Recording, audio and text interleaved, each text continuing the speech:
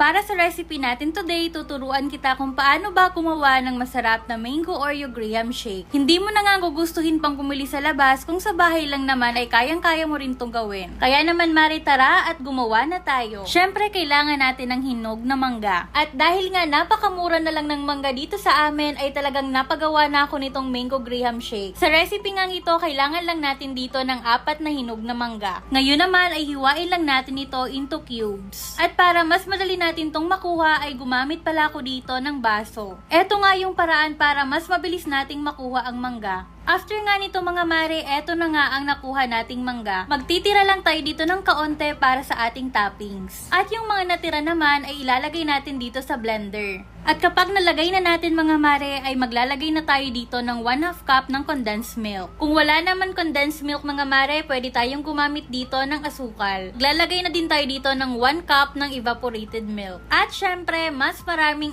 ice, mas masarap. After natin malagyan ng ice mga mare, ay i-blend na natin ito. I-blend lang nga natin ito hanggang maging smooth na ang ating shake. Ayan, tingnan nyo naman na marami talaga tayong nagawa. Perfect nga ito sa mainit na panahon. At ngayon naman ay mag-a-assemble na tayo. Gumamit pala ako dito ng 16 ounce ng cup. Maglalagay din tayo dito ng crushed graham. Yun na rin bahala kung gaano kadami ba ang iyong ilalagay. Ibuhos na rin natin ang mango shake mixture. Bali, 2 layer pala itong gagawin natin. Same procedure lang din. Maglagay tayo ng crushed graham at ibuhos na natin ang huling layer ng ating mango shake.